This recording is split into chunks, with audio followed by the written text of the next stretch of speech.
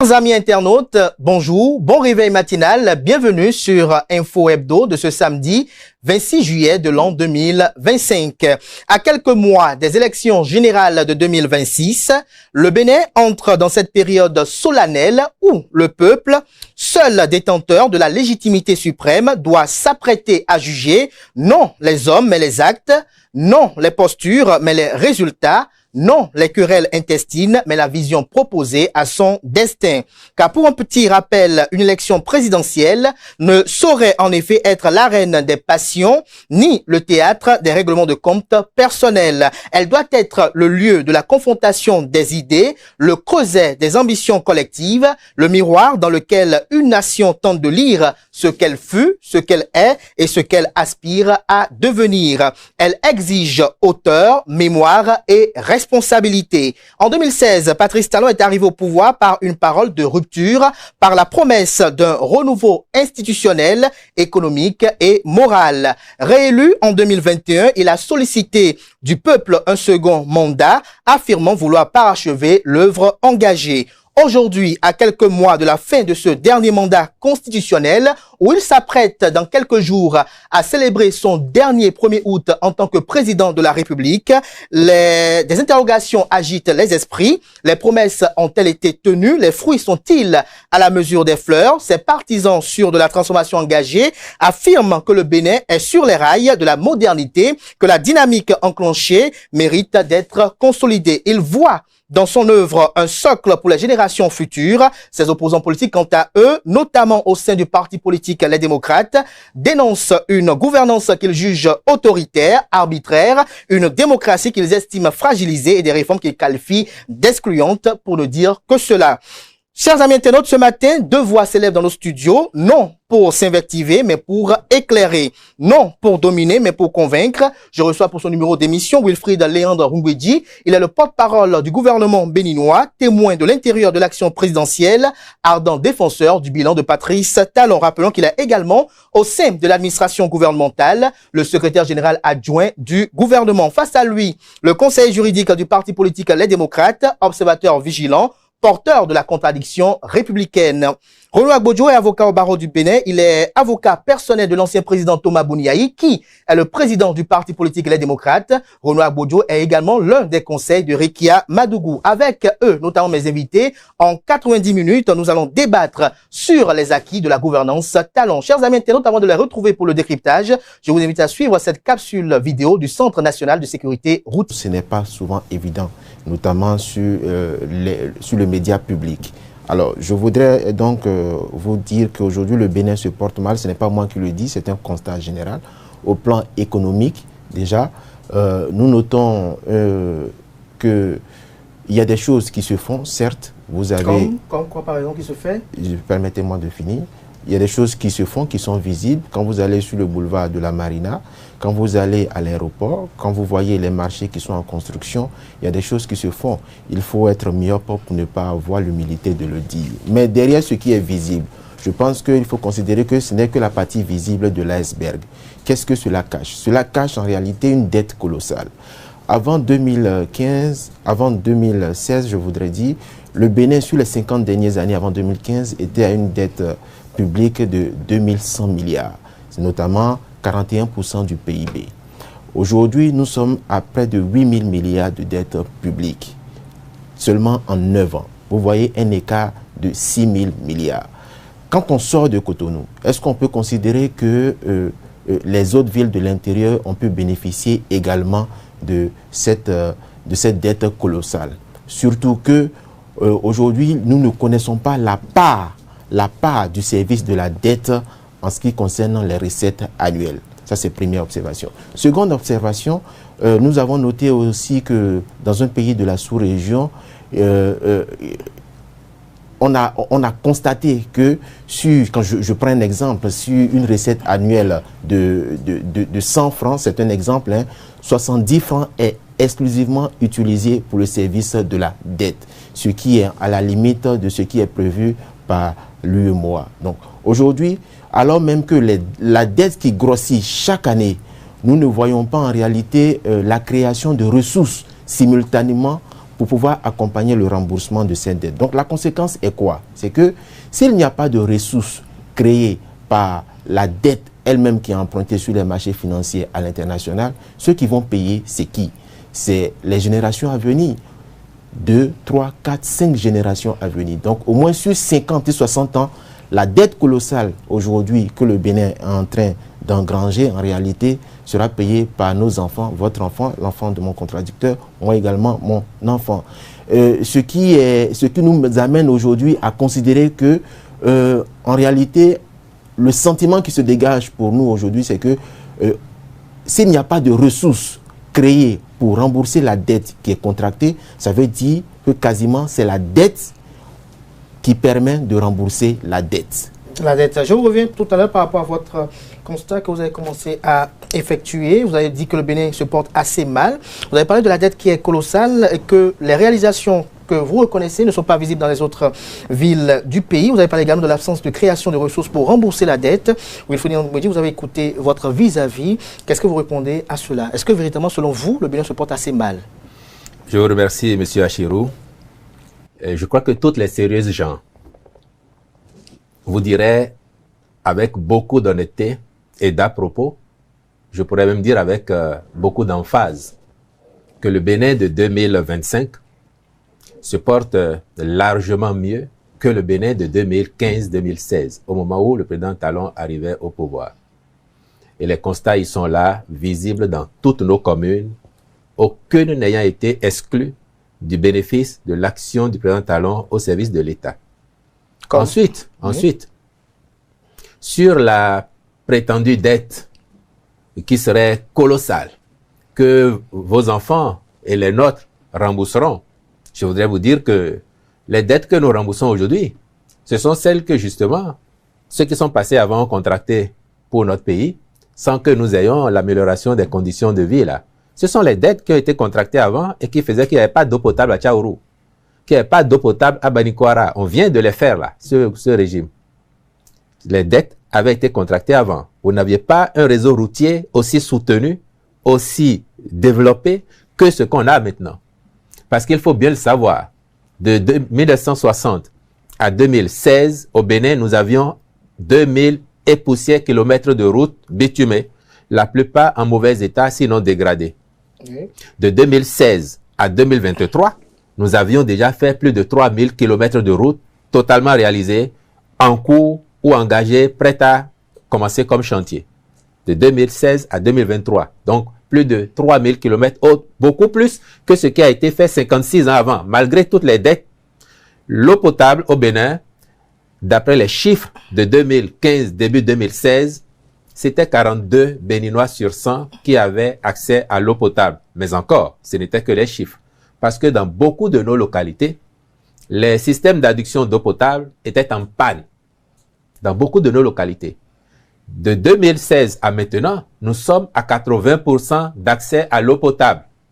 80% d'accès à l'eau potable. Dans toutes nos localités, aucune commune n'a été épargnée par le programme de mise à disposition de l'eau potable pour nos populations, s'il vous plaît. Oui. Parce que tant on ne voit pas ces choses-là, parce qu'on est dans les bureaux climatisés à Cotonou, et qu'on se contente de ce que certains peuvent dire sur les réseaux sociaux sans aller au contact du terrain, les Béninois vous diront qu'ils voient bien l'impact de l'action de l'État sur eux. Les dettes d'avant 2016, qui n'ont pas permis de donner de l'électricité à nos populations, font aujourd'hui que nous avons, malgré la situation qui reste à améliorer, nous avons davantage de disponibilité d'électricité.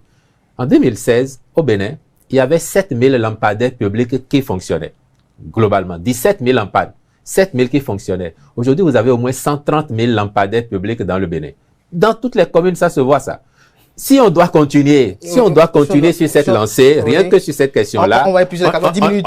On n'en finirait pas. Et donc, moi, je fais ces lignes de marquage pour que ceux qui entendent Maître Agbojo ne croient pas qu'ils sont dans un pays autre que celui dans lequel ils sont réellement ou celui dont le monde entier parle aujourd'hui en raison des avancées notables qui y sont observées.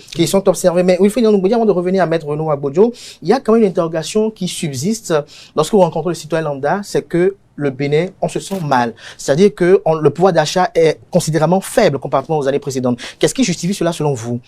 Est-ce votre lutte contre la corruption et l'impunité ou véritablement le fait que, comme beaucoup de gens le disent, l'argent ne circule pas? Bien, si l'argent ne circule pas, le président Talon lui-même vous l'a dit, si l'argent ne circule pas, l'argent il travaille. Parce que... Il travaille, mais on doit rester en vie pour jouir de ses fruits. Heureusement que nous sommes encore là. Nous. Et vous et moi et les autres qui vous disent ça. Heureusement que nous sommes encore là. Et nous voulons tous que ça s'améliore davantage pour chacun. Que dans les poches, ça se ressente. Mais à quoi sert la vie si vous vivotez parce que vous n'avez pas d'eau potable, vous n'avez pas d'électricité, vous n'avez pas d'école qui fonctionne pour vos enfants, vous n'avez pas d'hôpital public qui marche parce que tout le monde n'est pas censé aller dans les cliniques privées. Vous n'avez rien de tout ça. Vous n'avez pas de bonne route pour circuler. Mais que en fin de semaine, les politiciens aillent vous voir et vous donnent 1000 francs ou 2000 francs et vous font croire qu'ils vous aiment et que c'est ça le social. À quoi cela servait-il? À quoi cela servait-il? Je crois que Renaud Abodjo a la réponse à votre question. Je vous remercie, Monsieur Achirou. En réalité, quand j'ai écouté Monsieur le porte-parole du gouvernement, je n'ai fait que sourire. Parce qu'en réalité, il y a un déplacement du curseur, il y a un déplacement du débat. Nous disons ici, en réalité, le développement d'un pays, c'est ce qu'on appelle en réalité l'indice du développement humain. Pour apprécier plutôt la qualité de vie des populations, ce n'est pas le nombre de kilomètres construits qui fait la qualité de vie des populations. La qualité de vie des populations, c'est l'indice du développement humain qui est basé sur le triptyque santé, éducation, sécurité alimentaire. Alors, j'ai aimé que le porte-parole du gouvernement ait fait référence à ce qui se pratiquait avant. Je vais adopter le même processus. Alors, savez-vous que en 2015, en ce qui concerne l'éducation, nous avions un taux de scolarisation, je n'ai pas dit non, un taux, un taux de scolarisation au primaire de 96%. Aujourd'hui, en 2024, le taux de scolarisation au primaire a baissé et a chuté à 94%.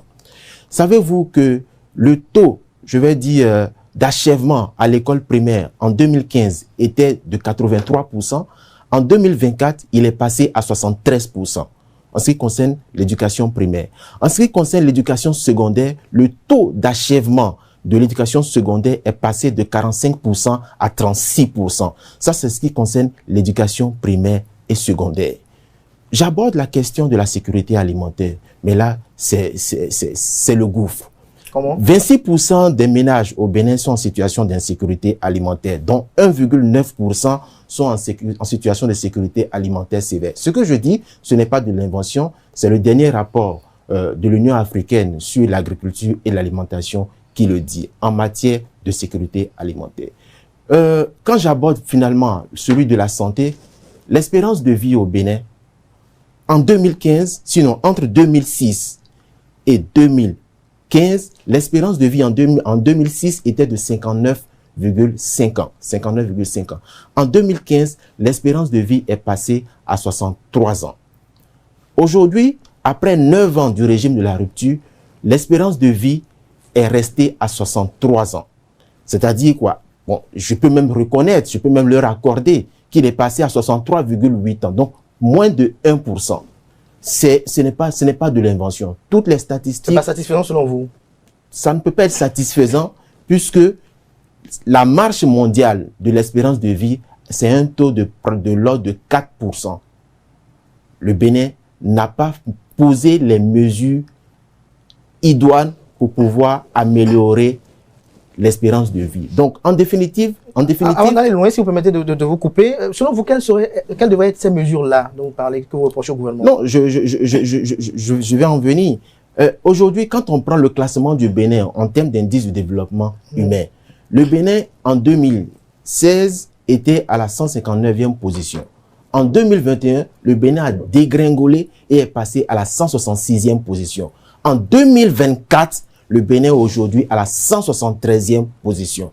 Alors, monsieur le porte-parole du gouvernement a beau jeu de dire oui, que le Bénin, aujourd'hui, sous le régime de la rupture, a construit 3000 km de routes. Mais savez-vous que l'UNICEF a déclaré que le régime actuel est celui qui met le moins à disposition de ressources au secteur de la santé?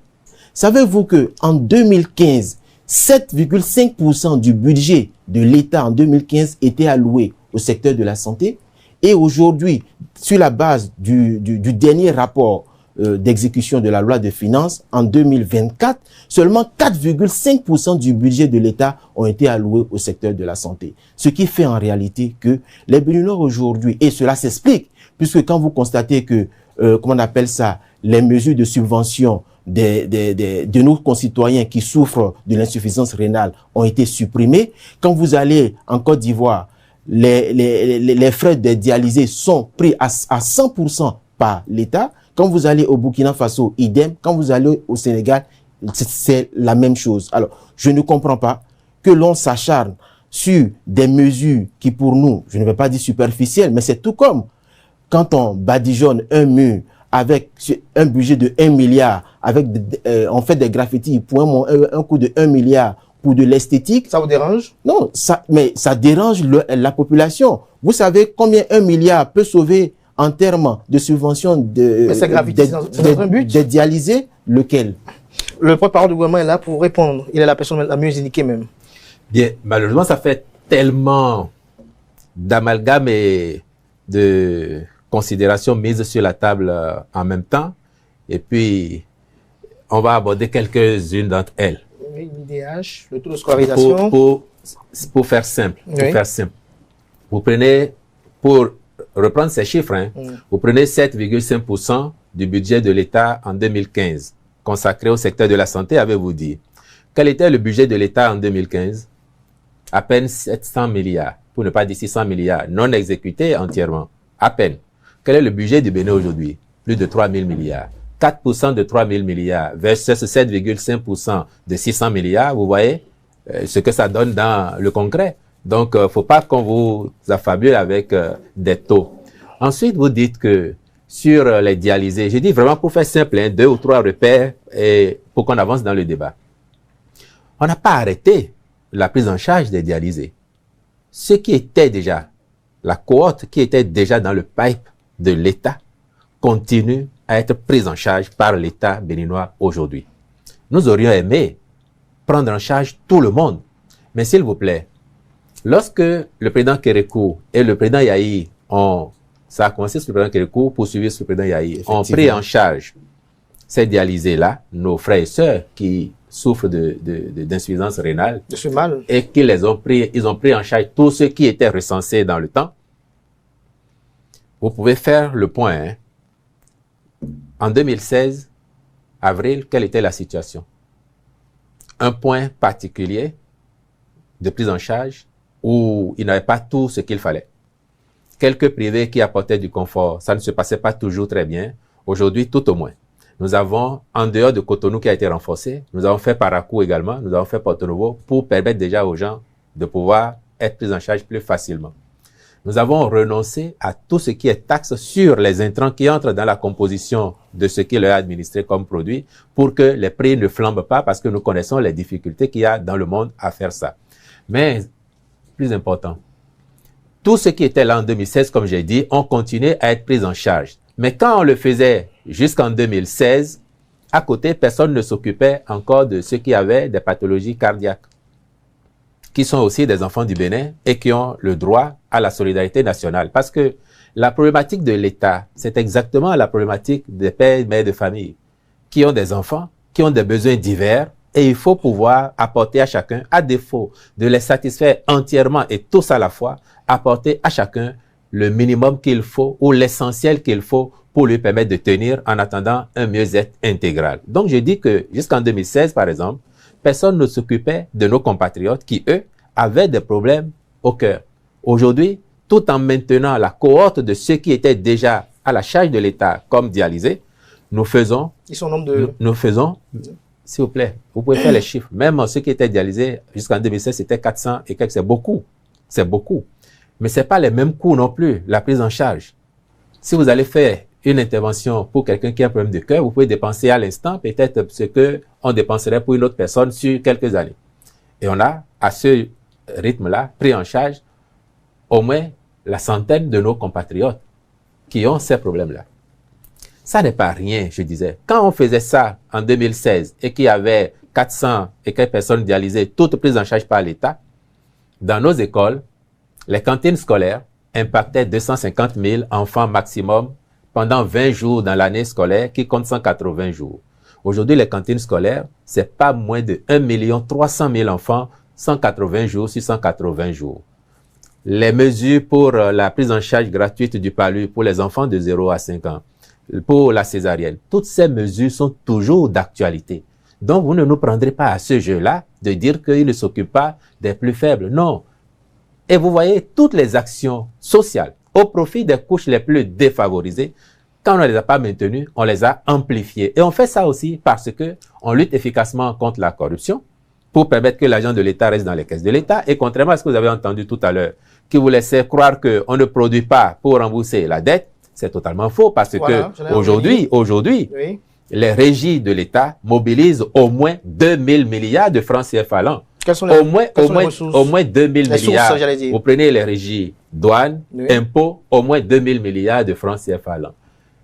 Par rapport à il y a 9 ans, où on était à peine à 200, 300 milliards, vous voyez très bien qu'on produit davantage. Et si on arrive à lever du financement sur le marché international, c'est encore parce que nous sommes crédibles. Basiquement, on dit bien qu'on ne prête qu'aux riches. Nous remboursons nos dettes. On a commencé à rembourser. Il n'a pas échappé à Maître Agbojo. Les dettes contractées sur Patrice Talon? Il n'a pas, évidemment. On paye le service de la dette. Autant ce qui était en cours que ce qui se fait aujourd'hui. Et il n'a pas échappé à Maître Agbojo que pendant le Covid, lorsqu'il a été décidé de faire une remise de dette intégrale aux pays africains, parce qu'ils seraient les plus fragiles, votre pays, notre pays, a été le seul à dire « je ne veux pas de cette aide-là. Moi, je veux rembourser ma dette » et nous l'avons toujours fait à satisfaction jusqu'à l'heure où je vous parle. Ce sera encore le cas demain parce que nous avons travaillé à bâtir une économie solide, résiliente, qui malgré les chocs extérieurs résiste et tient la route. Les chiffres ne nourrissent pas, c'est vrai, mais l'année dernière, c'est 7,5% de croissance que nous avons réalisé. Si on vient vous abreuver de statistiques, de chiffres, qui n'ont pas toujours prise sur la réalité ou qui ne sont qu'un pan de la réalité, ça ne vous permet pas d'avoir une lecture objective de la situation. En quelques secondes, Wilfried Ndoumbouedji, dites-nous, lorsque vous écoutez en privé le personnel politique qui soutient votre gouvernance, ils ne sont pas d'avis totalement avec ce que vous défendez aujourd'hui. Certains estiment que les choses sont davantage dues et régentées, pour ne pas dire centralisées. Régentées ou centralisées? Les choses sont dues dans quel sens? Qu'on n'arrive plus à voler comme avant ou quoi? Quelle est la finalité de l'action publique? Est-ce que ça n'est pas de faciliter la vie aux populations? Je dis faciliter, je ne dis pas habituer à la facilité. Vous voyez la nuance? Faciliter la vie aux populations. Et puis on vous dit, vous aviez en 2016 42 personnes fictives qui avaient de l'eau potable. Aujourd'hui, vous avez sur 100, aujourd'hui vous avez au moins 80 personnes. Vous aviez en 2016 0 MW de production d'énergie propre au pays. Aujourd'hui, nous produisons une bonne partie de ce que nous consommons. Vous avez en 2016 une école qui ne fonctionnait pas. Les parents étaient malheureux parce que les enfants étaient tout le temps renvoyés ou dans la rue. Aujourd'hui, ça n'est pas le cas. En 2016, vous allez à l'hôpital. On peut vous renvoyer votre épouse qui est à terme parce qu'on est en grève, l'hôpital ne fonctionne pas. Aujourd'hui, ça n'est pas le cas. Et je ne dis pas tout cela pour prétendre que toutes les assiettes sont remplies, que toutes les poches sont bien remplies et que chacun s'offre 3, 4, 5 repas par jour. Je ne le dis pas, mais je voudrais qu'on soit honnête et réaliste pour dire, est-ce que le pays, il progresse globalement? Sur le curseur, parce que quelqu'un parlait de curseur, on sait tous, et les gens qui nous observent, qui ne sont même pas béninois, et les béninois vrais ne mentent pas. Ils savent que le curseur est du bon côté et qu'il y a encore des choses perfectibles. Roland Agbojo, vous avez vu prendre note, Wilfried Ndoumbouedji invite à l'honnêteté et au réalisme. Merci beaucoup et c'est ce que je vais continuer de faire depuis le début où je l'ai commencé. Alors, je vais répondre point pour point en commençant par la question des régies financières qui, depuis quelques années, accumulent suffisamment d'argent pour pouvoir rembourser le service de la dette. Mais je constate malheureusement que cette accumulation d'argent au niveau des régies financières, ce n'est pas du fait des prêts contractés à l'étranger. C'est uniquement la pression fiscale sur la population qui fait que les régies financières accumulent. Ce que je dis, c'est simple. Vous savez, quand vous levez de l'argent sur les marchés financiers, c'est sur la base d'un projet structurant d'investissement. notamment ça peut être un investissement direct étranger avec transfert de technologie, mais qui crée en même temps dans son exécution de la ressource. Je prends l'exemple, par exemple, de la construction d'une route, puisque c'est le domaine dans lequel le régime de la rupture excelle le plus. Mais, et dans le secteur de la santé? Non, j'en viens. Mais, de l'apport de l'eau aux populations? Mais non, j'en viens. Alors, dans ce domaine-là, par exemple, qu'est-ce que la construction de routes génère comme ressources pour financer le remboursement? Est-ce que c'est des ponts à péage? Est-ce que c'est autre chose? C'est ça, en fait. Donc, ce n'est pas les Béninois, à travers la pression fiscale, qui ne va faire que grandir si on s'en tient uniquement à cette stratégie d'investissement, qui va financer le remboursement du service de la dette.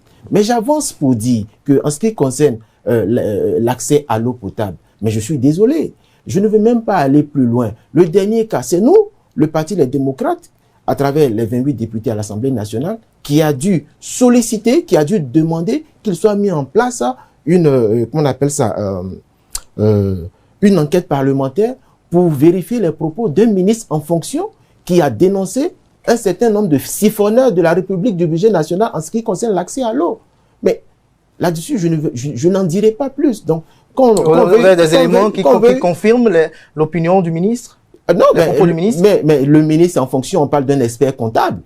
Est-ce que parce qu'il est expert comptable que ce qui est dit est d'emblée vérifié? Ah oui, ça veut dire qu'il n'avait pas alors la compétence pour être un ministre. Sinon, je pense qu'un ministre de la République qui vient en fonction, qui vient dénoncer ses prédécesseurs en disant qu'ils ont siphonné le budget de l'État, je pense que le fait même de l'avoir relevé de ses fonctions, c'est parce qu'on veut cacher quelque chose. Mais je n'en dirai pas plus. Je vais continuer sur la question de l'énergie. Quand on dit que le Bénin aujourd'hui a une couverture suffisante en matière d'énergie, mais le programme du Millennium Challenge Econt, qui a été signé en 2015, par l'ancien régime avec les États-Unis. C'est le financement de l'ancien régime qui a permis aujourd'hui d'avoir ces différents accès à l'énergie. Donc, il faut que le régime en place ait l'humilité de reconnaître que le gouvernement précédent a signé une convention avec la banque et avec la BID en 2015 et c'est ce financement-là qui a permis de mettre en place une turbine, je crois, oui, une turbine ou une construction dans ce sens-là aujourd'hui qui continue de fonctionner et qui permet de faciliter l'accès à nos populations en ce qui concerne l'énergie. Et je finirai pour dire que, vous voyez, le problème de nos dirigeants, c'est que ils ont tendance à faire croire à l'opinion que ce qui a été fait en 2000, avant 2016, rien n'a été fait. Mais chaque gouvernement a ses priorités.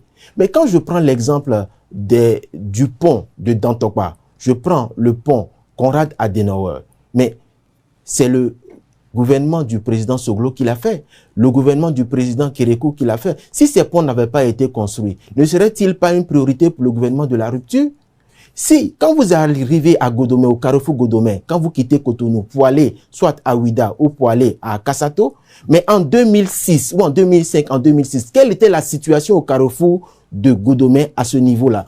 On passait au moins 1h30 pour sortir de là. L'échangeur qui a été construit, c'était une priorité de l'heure ou ce n'était pas une priorité de l'heure? Alors, quand vous allez à Ouida, quand vous allez à Ouida, non, vous n'allez pas me couper. Quand vous allez à Ouida, mais il y a eu comment on appelle ça, une autoroute qui a été faite.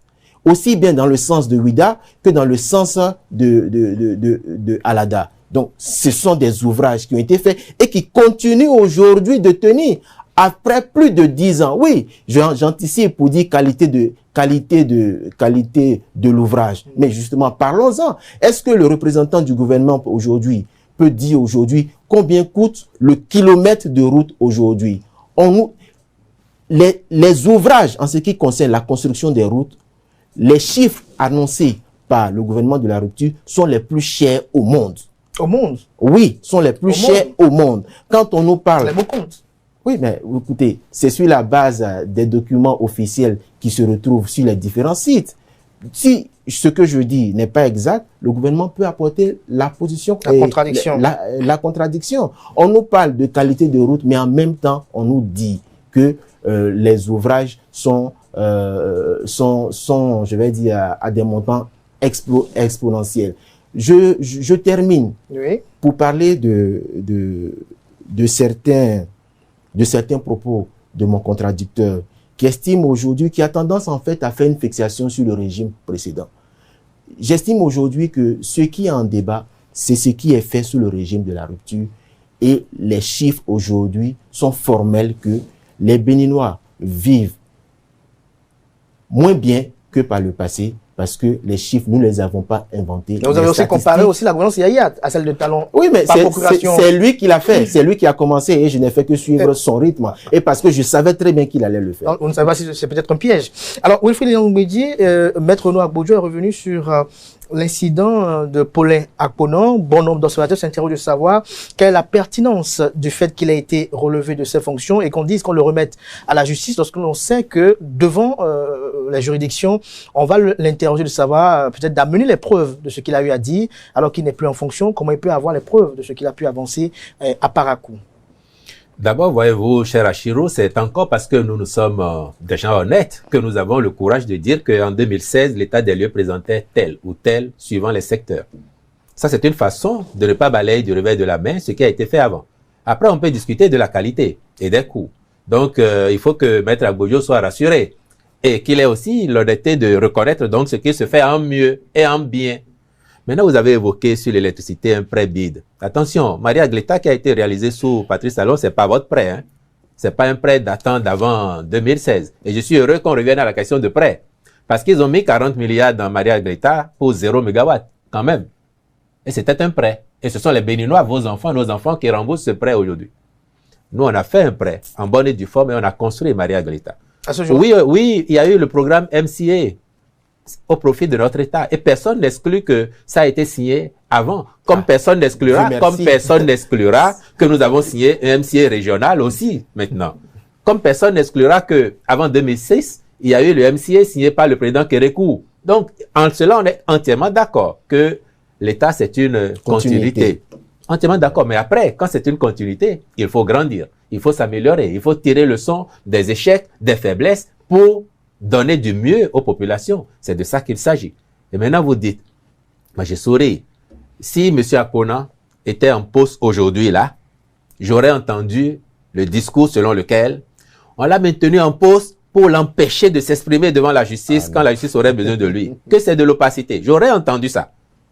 On dit, M. Akponan, oui, c'est un expert comptable. Il a fait une déclaration dans un contexte politique sur lequel je ne vais pas revenir. Mais le chef de l'État, chef du gouvernement dit, M. Akponan, vous pouvez peut-être rappeler ce contexte politique à ceux qui n'ont pas pu, peut-être sur le passé. Vous le savez, vous pouvez le dire, M. Achirou. C'est mieux encore que vous, le journaliste, vous le disiez. Vous êtes bien placé. Le chef de l'État dit, M. Akponan, ça fait bientôt 6 mois que vous êtes au gouvernement.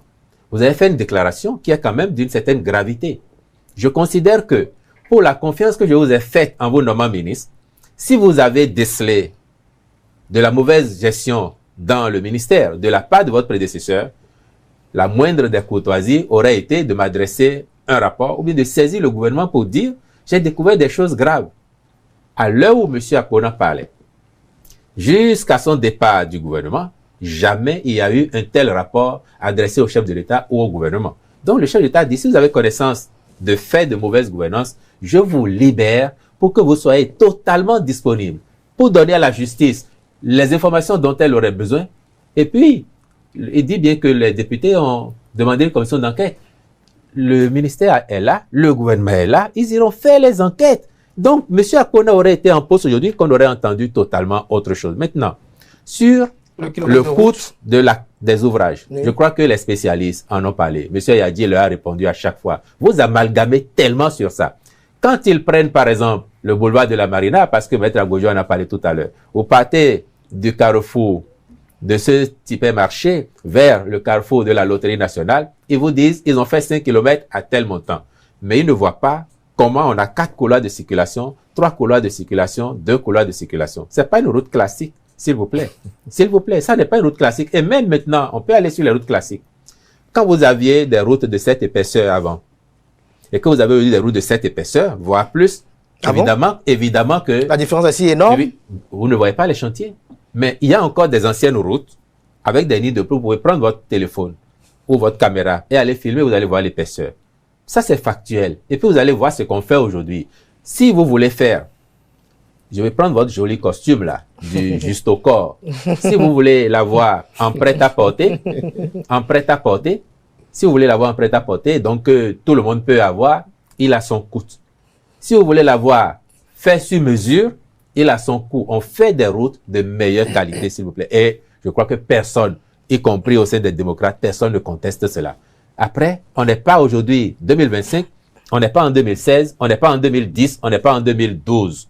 Les spécialistes ont largement répondu et ils auront encore l'occasion de venir vous démontrer. Moi, au moins sur les principes, je vous donne ce que vous devez savoir pour ne plus faire d'amalgame autour de ce sujet-là. De ce sujet-là. Merci à vous, Wilfried Ngoudi, pour ces clarifications-là. Renoir Gbodjo, merci également. Mais on a comme l'impression que le débat est focalisé, Renoir Gbodjo, sur une jauge de la gouvernance Talon juxtaposée à celle de Patrice Talon.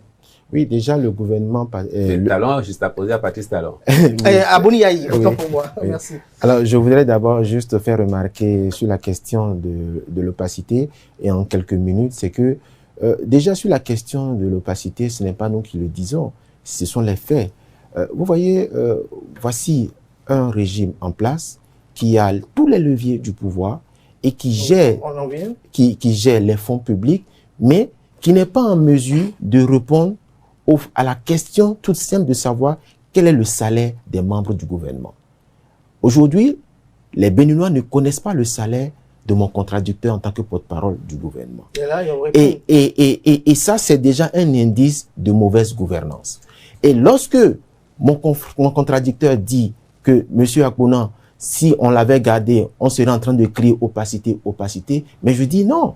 Il aurait fallu qu'on le garde pour que on considère que c'est parce qu'il a eu la confiance du chef de l'État pour dénoncer un présumé acte de détournement. Parce que le limogeage qu'il a subi, c'est une sanction, c'est une forme de sanction. Et pour le dissuader en réalité, pour le dissuader de révéler des preuves, si preuves il y en avait. Renoir Gbodjo, vous dénoncez souvent que la gouvernance de Patrice Talon est axée sur un recul démocratique. Alors, dites-nous quels sont les éléments concrets qui fondent cette critique-là. Oui, je crois qu'en ce qui concerne le recul démocratique, c'est factuel. Hein? C'est factuel, on le touche du bois. Il ne se passe pas un jour ou une semaine sans qu'on assiste à un nouveau dossier judiciaire, soit d'arrestation, soit d'interpellation, sans convocation. Le dernier en date, c'est celui de notre compatriote Komlan Hugues Sossoukwe. Et j'ai écouté à ce propos, je crois brièvement, le porte-parole du gouvernement, et qui a déclaré que les droits de M. Komlan Hugues Sossoukwe ont été respectés, sauf que quand on apprend du gouvernement ivoirien par le biais de son porte-parole, qui déclare que le gouvernement ivoirien ne savait pas que M. Komlan Hugues Sossoukwe était un réfugié. Je pense que c'est extrêmement grave parce que cela viole l'ordre public international. On ne peut pas arrêter, quel que soit le motif, quel que soit le motif, cas de Komlan Hugues Sossoukwe, oui, quelle que soit la gravité des faits, on ne peut pas arrêter un citoyen au-delà des frontières sans respecter le droit international humanitaire. Mais c'est ce que le gouvernement de la rupture a fait. Et c'est dommage. C'est une atteinte, non seulement à la liberté d'expression, mais c'est une atteinte à l'ordre public international. Autre illustration? Autre illustration, je prends le cas de monsieur, comment il s'appelle Steve Amoussou, vous voulez dire? Non, pas monsieur Steve Amoussou. Le cas de monsieur Steve Amoussou est similaire à monsieur Sossoukwe. Monsieur Julien Kandé-Kansou. Monsieur Julien Kandé-Kansou a dit que en 2026, il y aura une révolution électorale. Il a dit que au sein du gouvernement, quelqu'un a augmenté les frais le coût de Internet. Il a parlé aussi de monopole. Je ne vais pas entrer dans les détails. Pour ça, il a été arrêté. Sans qu'il y ait à notre connaissance aujourd'hui, sans qu'on ne connaisse qui est le plaignant.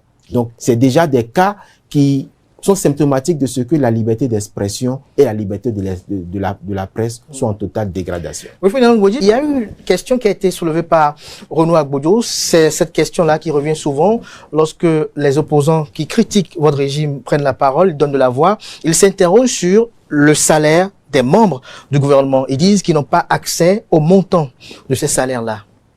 Mais j'ai déjà fait une réponse à l'un de vos confrères récemment. Aujourd'hui, le débat, il est où? Il est à l'Assemblée nationale, n'est-ce pas? Il y a des députés à l'Assemblée nationale qui ont posé une question. Le gouvernement, dans la courtoisie républicaine, ira leur répondre là-bas. Et ça, c'est ce que j'ai dit à votre confrère que je voudrais réitérer à votre endroit. Après, sur la santé de la démocratie, on peut convenir que, oui, il y a davantage de demandes aux uns aux autres d'assumer leurs responsabilités. La démocratie, c'est le respect des textes. La liberté d'expression, la liberté d'opinion, c'est le droit de dire ce qu'on veut. Mais c'est aussi le devoir d'assumer ou d'en répondre, le cas échéant. Parce que dire ce qu'on veut, on peut critiquer sans calomnier. On peut dénoncer sans accuser. Il a donné des cas de certains compatriotes qui, je l'observe, heureusement ou malheureusement, sont tous proches ou affiliés au parti LD. S'ils ne sont pas proches, ils sont affiliés. En tout cas, les cas qu'il a évoqués. Et je sais qu'un âme et conscience, il sait que ce que ces compatriotes font comme activité sur les réseaux de promotion directe ou indirecte de leur chapelle politique contrevient bien souvent aux normes républicaines et aux tests. Alors, lorsque vous avez des militants ou des proches qui portent des dénonciations, et je dis on peut dénoncer sans calomnier, qui portent des dénonciations, et qu'on leur demande, venez prouver ce que vous dénoncez, apportez-nous les éléments. Pourquoi ça vous gêne que les gens aient l'occasion aujourd'hui de venir faire les preuves de leurs allégations? Vous pouvez discuter, hein, tel était réfugié, tel ne l'était pas. J'ai dit, s'il était réfugié, on a découvert tout ça à l'occasion de cette affaire, mais l'interpellation de monsieur qui a eu lieu à Abidjan l'a été en collaboration entre les deux États. Les détails, les polices savent vous donner les détails qui leur ont permis de l'appréhender. Mais au moins, c'est question de responsabilité. Est-ce que nous devons, oui ou non, assumer nos propos? Est-ce que nous devons répondre de nos actes? Sinon, quelles leçons nous donnons aux enfants? Quelles leçons nous donnons aux plus jeunes? Un État qui demande ça n'est pas forcément un État répressif. Et ce n'est pas parce qu'on fait ça que la démocratie serait en berne. On a déjà eu la démocratie Nescafé et chacun sait ce qu'elle était. Le laisser aller dans tous les sens où rien n'allait. Mais aujourd'hui, c'est une question, me semble-t-il, davantage de responsabilité que de démocratie qui serait en berne. Nous prônons et nous promouvons une démocratie de responsabilité où chacun est libre de dire ce qu'il veut, de faire ce qu'il veut, mais doit être prêt à en répondre. Apporter les preuves, sinon c'est trop facile quand même, vous le reconnaîtrez. Quand je dis ça, est-ce que vous me permettrez de m'étendre? Oui, parce que je connais très bien la suite, hein. Je connais très bien la suite. En plus, on est sur les réseaux sociaux. Je sais combien ça va se défausser sur ma personne. Mais moi, j'ai eu une vie aussi. Il y a certains qui vous écoutent. J'ai eu une vie. J'ai été journaliste. Justement. J'ai été journaliste. Vous avez vraiment vu la suite. Et vous pouvez en témoigner. Il peut en témoigner. Moi, j'ai été journaliste critique. Je l'assume entièrement. Et certains s'interrogent aujourd'hui. J'ai été, s'il vous plaît. De méconnaître non. Et c'est pour ça que je demandais à avoir du temps pour m'expliquer. Oui. J'ai été un journaliste critique. Et je souhaite qu'il y ait encore de plus en plus de journalistes critiques. Mais la critique, ça n'est pas la calomnie. Non. La dénonciation, ça n'est pas l'accusation. J'ai quand même écrit Scandale sous Yahi pendant que Boni Yahi était au pouvoir. Et je ne suis pas sorti du pays. Je suis resté là. On m'a mis au garage 2 ans. Je n'en ai pas fait un objet pour calomnier ceux qui étaient là. Hein. Bien au contraire. Et vous pouvez me rendre justice. J'ai été parfois en situation d'apprécier la gouvernance. Et malgré ce que j'ai subi, lorsque je pensais que c'était bien, je le disais. Quand je pense que c'est mauvais, je le dis et je dis pourquoi. Mais je n'ai pas calomnié. Je n'ai pas diffamé. Je n'ai pas insulté. Pour en finir, lorsque j'ai fait Scandale sous Yahi, ils ont bien fait réunion au palais. On a dit on va le mettre en prison. Et puis d'abord on a dit on va interdire le livre. Quelqu'un a dit quand on interdit ça fait plus de bruit. Mais alors on va le mettre en prison. Oui, mais lisons, voyons. Mais lorsque dans le livre, j'ai 50 pages d'annexes qui sont autant de preuves de mes allégations, comment vous voulez que on me mette en prison? Et malgré cela, j'étais prêt à répondre devant le juge, au cas où on m'aurait interpellé. Donc c'est une question de responsabilité. Et moi, je n'ai pas varié là-dessus. Vous n'avez pas varié là-dessus à ce jour. Avant de revenir à Maître Renaud Agbodjo, on va quand même parler de la classe politique. On vous fait l'accusation de ce que la classe politique a été régentée, une réforme du système partisan a été organisée dans le seul but de mettre au pas la classe politique pour qu'elle soit davantage unifiée, pour que les instructions soient davantage mieux suivies à la lettre. Non, si vous savez que la qualité du personnel politique, la qualité de l'organisation politique détermine la qualité de la gouvernance, parce que ce sont les acteurs politiques qui prennent le pouvoir, qui aspirent à gérer le pays. Lorsqu'ils arrivent, il faut qu'on soit en cohérence et qu'on ait une gouvernance de qualité. On a eu un système politique aussi débridé que chacun a pu le voir, de 90 à 2017-2018, avec, ne l'oublions jamais, avec la demande pressante, insistante de tous les acteurs majeurs à engager une réforme en profondeur de nos pratiques politiques. Je n'invente rien. Les derniers exemples en date, reprenez le discours d'investiture du président Boni Yayi en 2011, quand il prenait son deuxième mandat, et voyez les axes de sa gouvernance tels qu'il les avait annoncés, que malheureusement il n'a pas pu mettre en œuvre. Et il parlait déjà de ces réformes d'envergure. Reprenez le discours d'investiture du président Adrien Oumbédia à l'Assemblée nationale en 2015, quand il reprenait le perchoir. Même logique. Alors, après, entre le dire et le faire, il y a du chemin. Mais il faut beaucoup de courage pour le faire. On a trouvé quelqu'un qui, fort heureusement, dit, moi j'ai le courage pour le faire. On ne va pas s'arrêter au constat et au vœu. Il nous faut enfin poser les actes. Donc, oui, au début, ça va paraître difficile. Mais comme aujourd'hui, ils ont commencé à en voir les effets, demain davantage, ils diront, c'est historique, mais il a fallu du courage pour le faire. On n'a pas su le faire avant. Aujourd'hui, passé le temps des querelles, on voit tous les bénéfices, les impacts positifs de ces réformes et je crois que le pays ne s'en plaint pas. Nous sommes à moins de 10 mois de la fin du mandat du président Talon. Nous sommes à 8 mois au delà des élections. Si on n'avait pas fait ces réformes, par exemple, pour remettre les partis politiques au cœur du jeu politique, en faire les acteurs clés de la gouvernance, vous aurez déjà vu peut-être que l'administration aujourd'hui est en berne parce que les candidats déclarés ici ou là et on vide les bureaux pour être sur le terrain, alors que cette réforme nous permet quoi? Elle permet que pendant 4 ans et demi, tout le monde soit au boulot, à fond, et que la période électorale qui est contenue dans un délai de 6 mois permette d'aller vers les joutes et de faire tout ce qu'on veut, mais passer ça, on retourne au boulot. Aujourd'hui, on est à la veille des élections et vous voyez comme l'administration est calme, elle est stable, et chacun, le moment venu, pourra, parce que le temps sera venu, aller faire campagne, bosser pour son candidat, pour son parti, et au retour, tout le monde retourne au boulot. Ça n'était pas possible avant. Et ça, c'est des acquis. C'est des acquis. C'est des acquis. De démocratie, on a parlé de liberté d'expression, on parle de la réforme du système partisan. Renaud Agbodjo, votre opinion sur cette réforme-là? Oui, vous savez, j'aime beaucoup écouter le porte-parole du gouvernement parce que sincèrement, il a de la rhétorique, il faut avoir l'humilité de le reconnaître. D'ailleurs, le métier de journaliste est déjà des prérequis pour l'avoir. Seulement que il y a beaucoup d'emphase sans des choses concrètes en fait. Il a parlé, disons, de la question des salaires du gouvernement. Il a botté en touche en renvoyant la réponse à l'Assemblée nationale par rapport à l'interpellation qui a été faite. Mais parlons-en. Sur 68 interpellations adressées au gouvernement, avec ou sans débat, 57 sont restés sans réponse à ce jour. Je dis bien 57 sont restés sans réponse à ce jour. Donc, mon contradicteur sait très bien que le gouvernement ne viendra jamais répondre à l'Assemblée nationale parce que ça n'a pas été programmé et parce que ça ne sera pas programmé. Est-ce que pourquoi?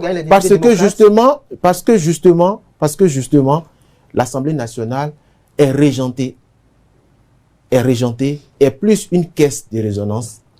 Il y a les votes qui sont là-bas. Est plus une caisse de résonance qu'une Assemblée nationale qui est en capacité factuelle de contrôler l'action du gouvernement. Vous me demandez à moi combien gagnent les députés du parti Les Démocrates, mais ce sont les députés du parti Les Démocrates qui ont révélé, ce sont les députés du Parti des démocrates qui ont révélé les salaires des députés de la nation. Merci de nous les rappeler. Non, ce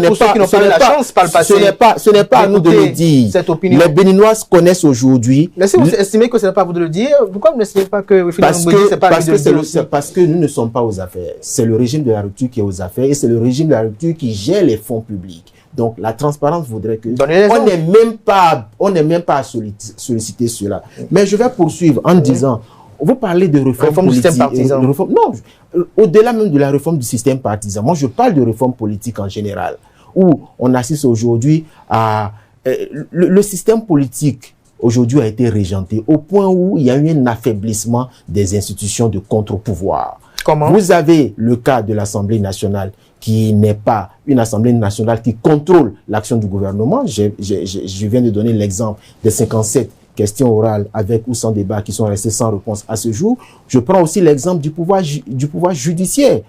Pourquoi? Quel intérêt de modifier la loi sur le Conseil supérieur de la magistrature pour y intégrer en son sein plus d'halogènes qui n'ont rien à voir avec la magistrature? Je veux parler du ministre de l'économie et des finances, je veux parler du ministre de la fonction publique, alors qu'il existait déjà en son sein deux ministres, le président de la République plutôt et le ministre de la Justice. Donc, les halogènes qui ne sont pas du corps de la magistrature sont en nombre supérieur que les magistrats. De sorte que il y a forcément une situation dans laquelle, lorsque votre discipline est gérée par des personnes qui ne sont pas de votre corps, vous êtes en situation de domination. Vous avez en réalité, je vais dire, une sorte de dépendance ou de peur, de psychose générale qui fait que vous allez forcément dans un sens qui ne vous a, même si on ne vous l'a même pas demandé, vous allez forcément dans ce sens-là. Sur la réforme du système partisan. Sur la réforme du système partisan, nous avons des lois électorales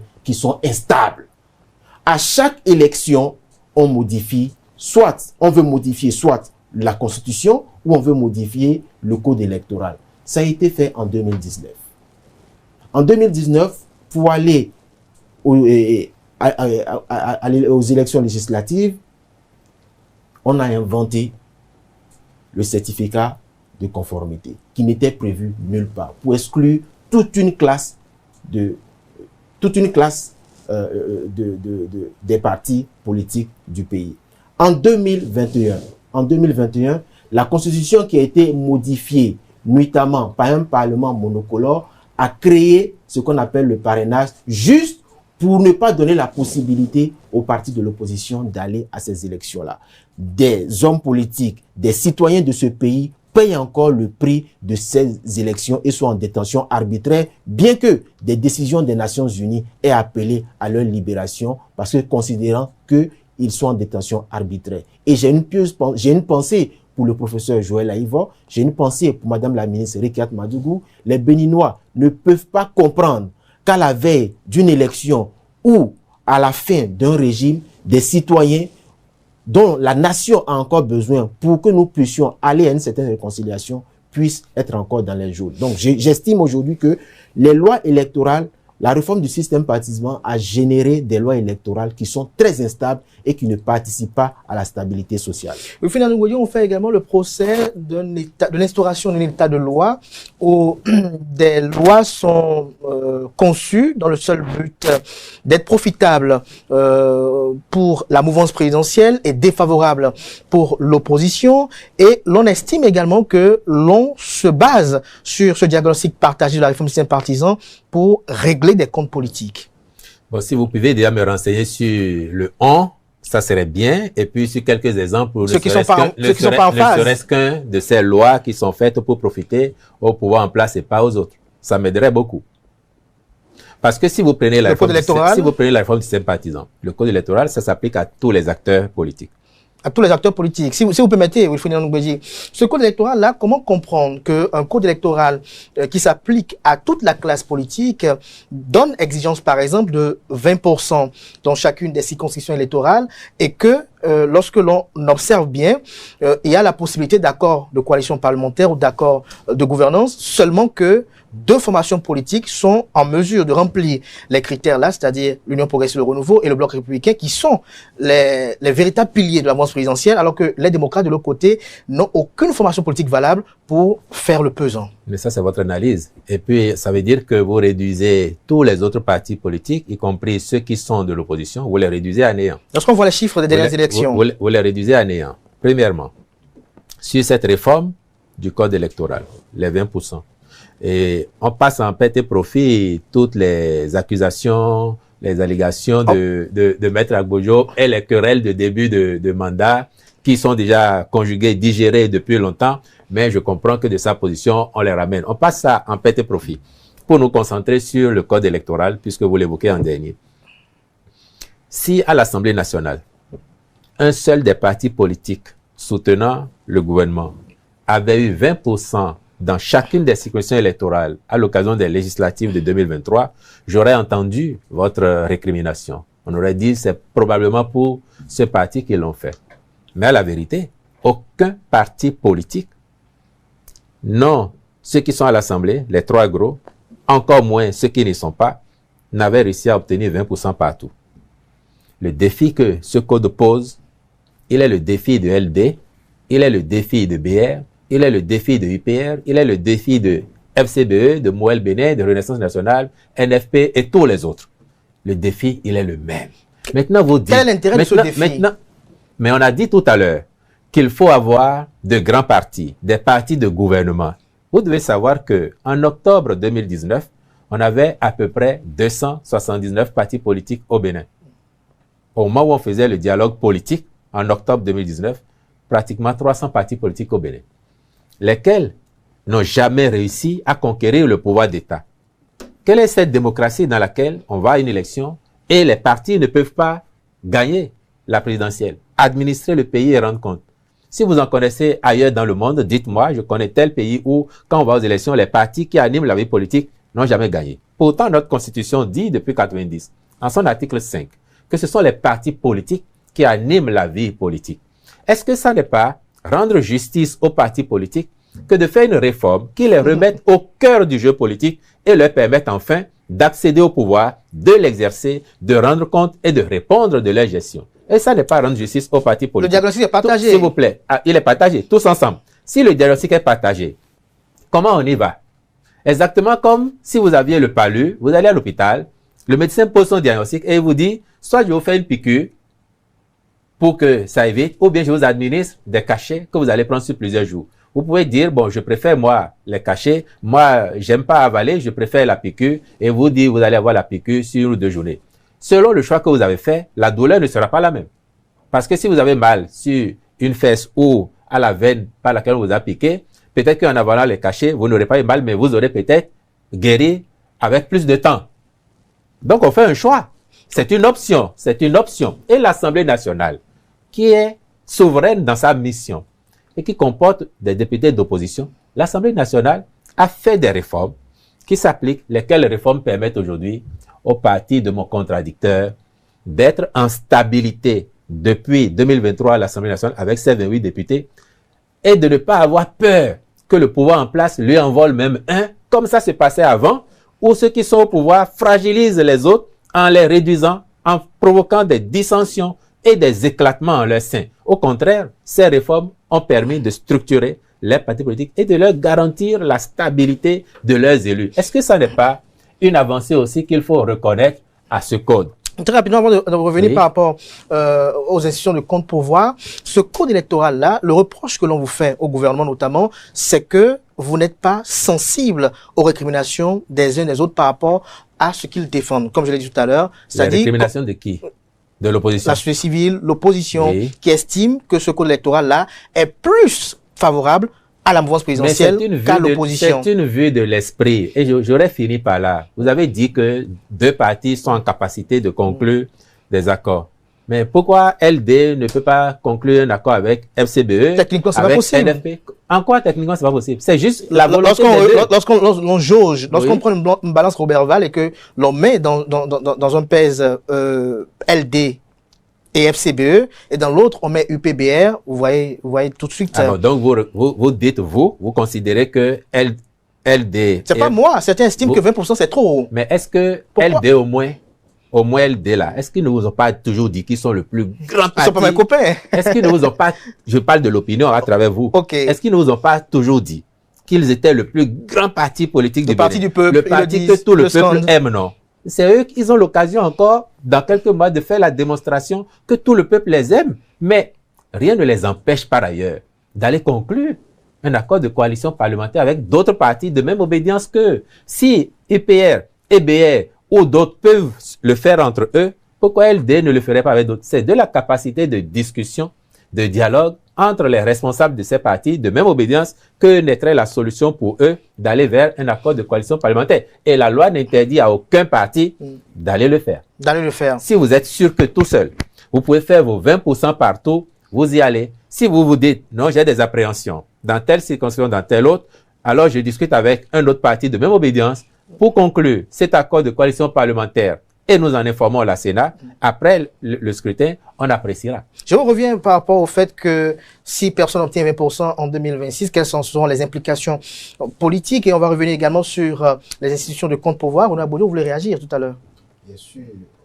Vous savez, j'aime souvent écouter le porte-parole du gouvernement. Rhétorique, en phase. Allez-y. Et avec des exemples qui ne cadrent pas avec la réalité. Pour vous. Mais je vais prendre aussi... Votre cadre tellement bien. Oui, vous savez, parallélisme des formes. Je vais aussi prendre un exemple. Et vous verrez que le code électoral, dans sa mouture de 2024, est une loi purement et strictement personnelle pour faciliter l'obtention d'un objectif qui vise à revenir à une situation de parlement monocolore. C'est-à-dire en excluant le parti Les Démocrates qui est arrivé à empêcher la modification de la Constitution. Pourquoi je le dis? Prenons une distance de 20 km. Vous avez 3 compétiteurs. Et la règle établie au départ, on dit, si tous les 3 vous parvenez à atteindre 20 km de course, vous serez tous récompensés. Je dis bien 20 km. Mais dans le même temps, l'arbitre dit, écoutez, toi, candidat numéro 3, toi, tu as l'obligation de parcourir les 20 km avant d'avoir le prix.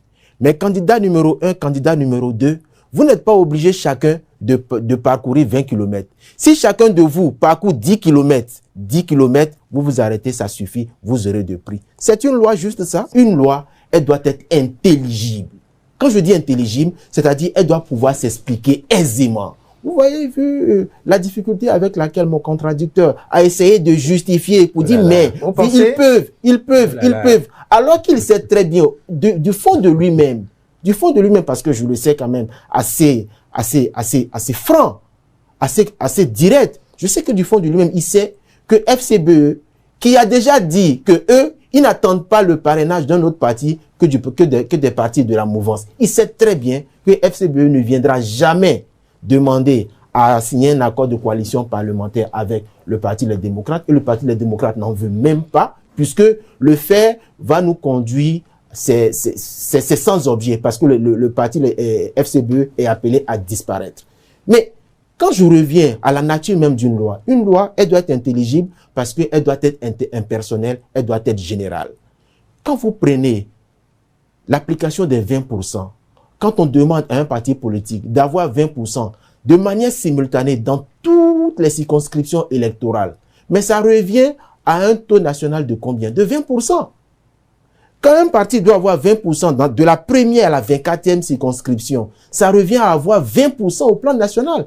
Mais demander à un parti d'avoir 20% au plan national, c'est violer la lettre et l'esprit de la Constitution qui dit que le plan national, c'est 10%, sans distinction. Donc, ce que la Constitution n'a pas prévu, le Code électoral vient l'aggraver. C'est en cela que je dis que cette loi-là, même si elle n'a pas été déclarée contraire à la Constitution, malgré que nous ayons saisi la Cour constitutionnelle, c'est une loi inintelligible qui nous conduit dans un décor juridique. Pourquoi?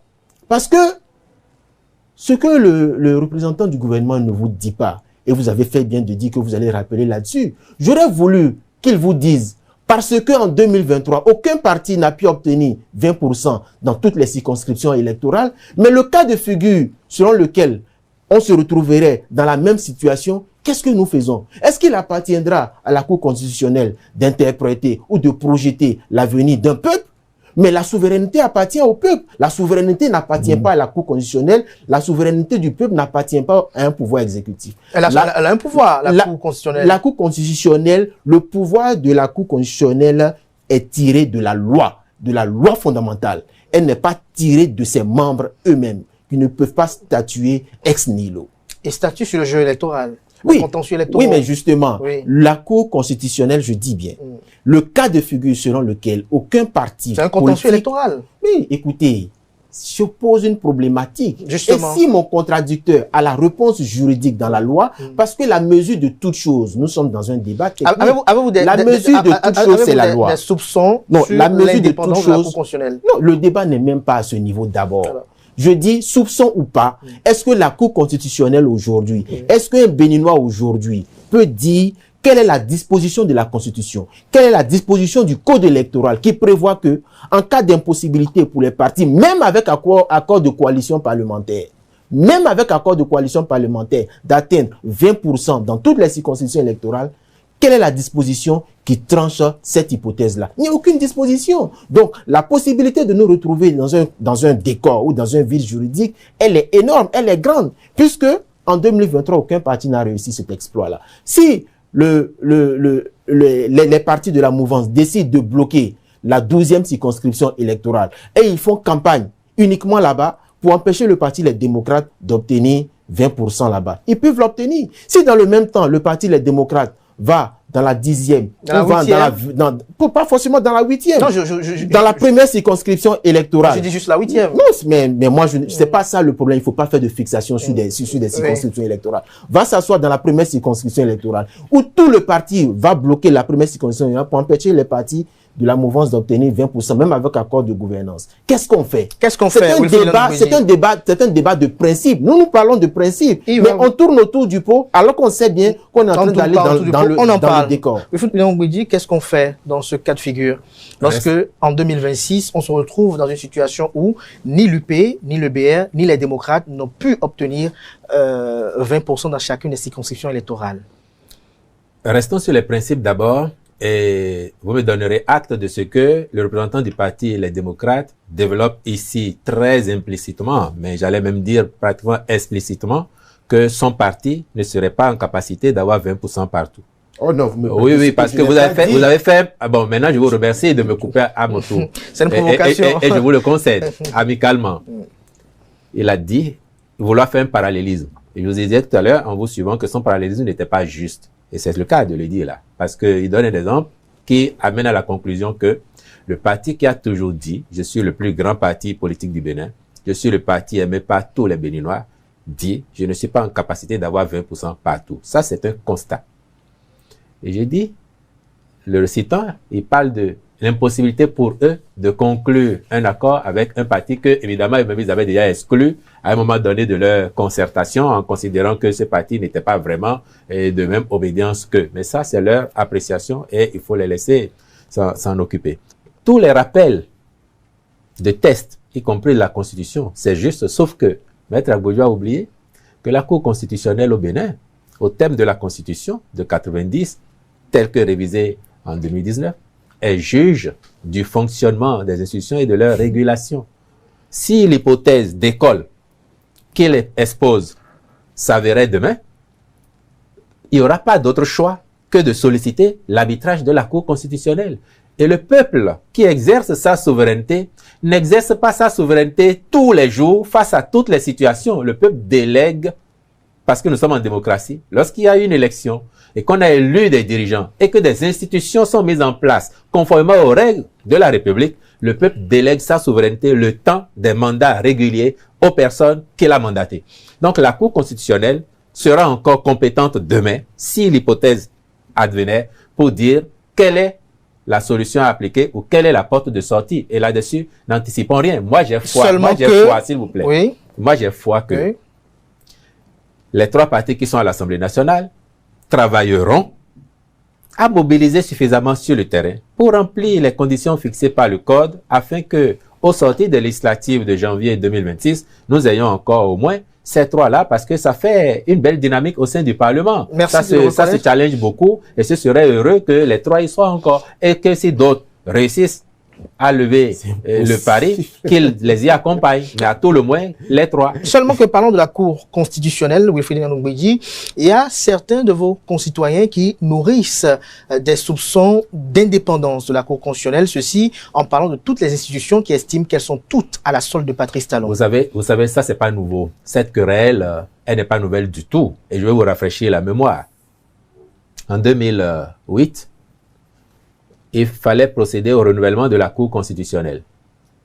Le président Boni Yayi avait commencé à avoir quelques difficultés au Parlement avec sa majorité, notamment du fait de la création du bloc qui était appelé le G13, me semble-t-il.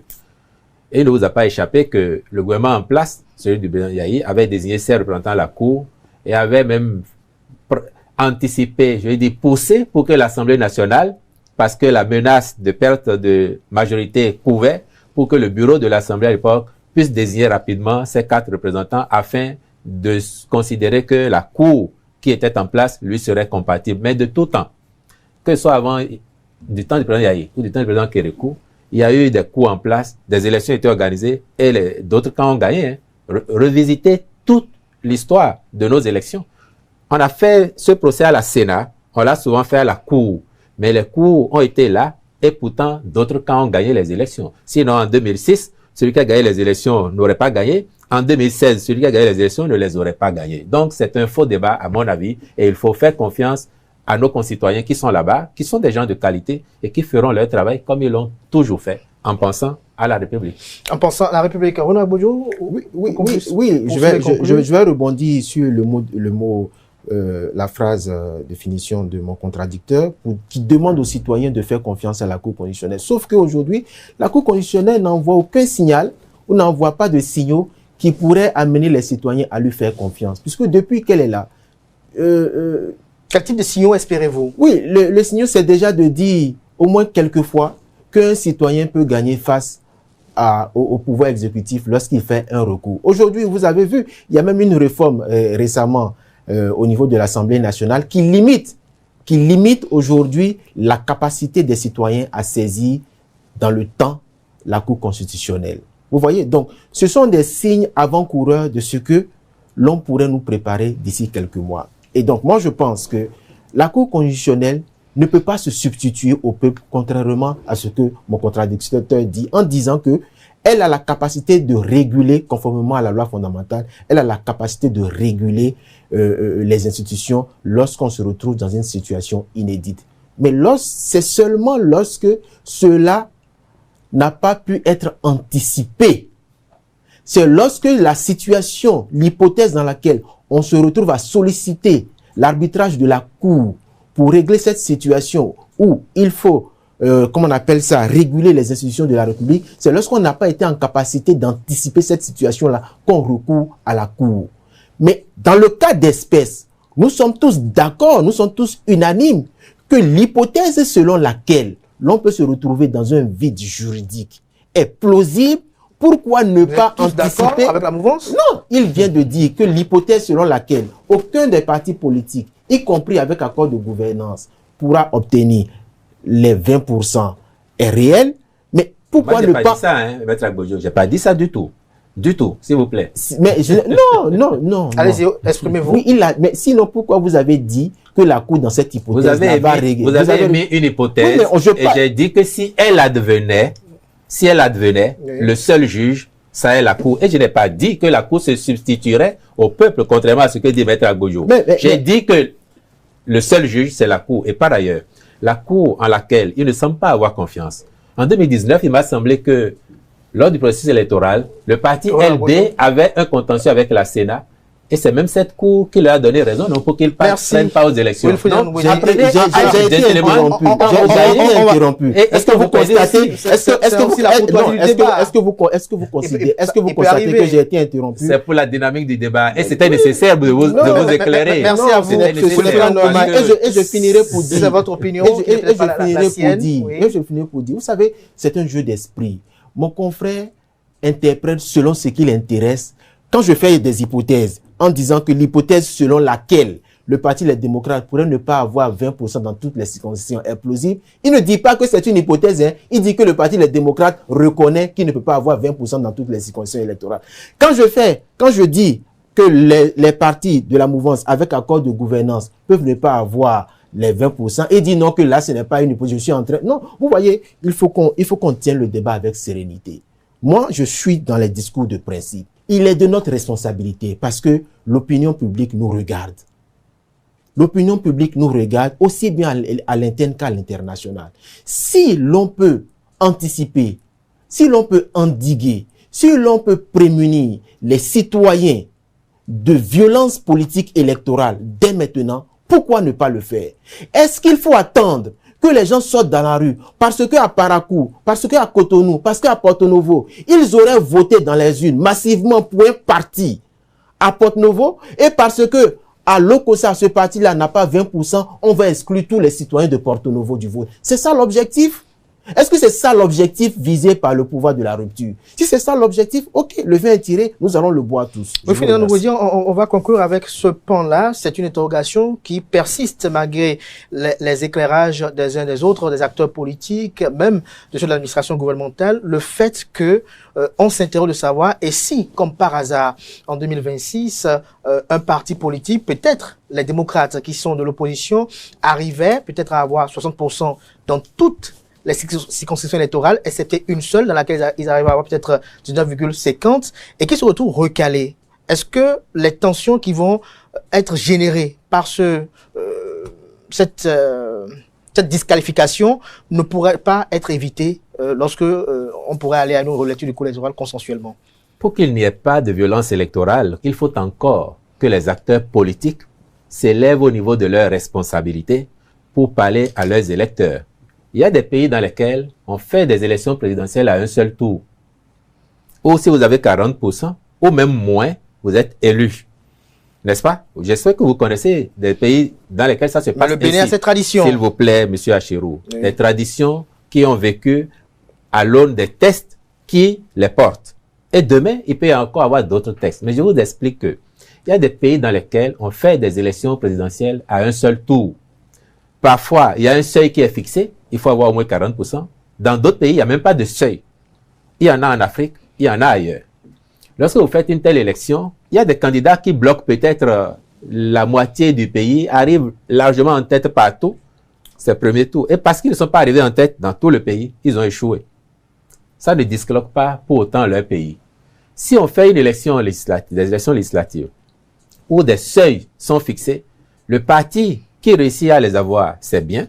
Celui qui ne réussit pas à les avoir, il lui appartient de dire à ses militants, la loi a prévu que nous devons en avoir partout. Si on n'a pas partout, on n'a pas de députés. Donc, vous ne laissez pas vos militants, parce qu'ils seraient mécontents du résultat, dire on va faire des violences. Sinon, c'est la responsabilité du parti. Jusque les gens estiment que cette loi trahit l'expression de la démocratie à la base. Lorsque, par exemple, les populations ont voté massivement pour un programme législatif, peut-être à près de 60% du taux de participation, et que parce que dans une seule circonscription électorale où peut-être la mouvance a peut-être des ténors très influents, avec une bonne hégémonie, elle se retrouve être disqualifiée d'être au Parlement. Lorsqu'on fait une élection présidentielle à un tour, s'il vous plaît, législative. S'il vous plaît, lorsqu'on fait une élection présidentielle à un tour, oui, et qu'on met par exemple le seuil à 40%. C'est la présidentielle.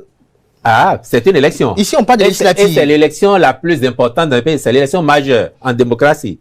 Mais lorsque vous avez un tel mécanisme où un candidat arrive à avoir 40%, parce que le seuil c'est 40%, et qu'un autre a 39,5%, peut-être que celui qui a 40%, c'est le candidat du parti au pouvoir, et qu'un opposant a 39,5%, un autre opposant a 15%, ils vont vous dire que s'il y avait deuxième tour, ils se seraient mis ensemble et ils auraient gagné.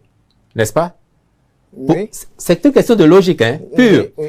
Celui qui a 40% pourtant a gagné parce que la loi a prévu que c'est lui qui gagne dans ce contexte-là. La même logique vaut pour les législatives. Il y a un seuil, vous le remplissez, vous enlevez des sièges. Vous ne le remplissez pas, vous n'avez pas de siège. C'est la loi au Bénin aujourd'hui. Vous expliquez ça à vos militants.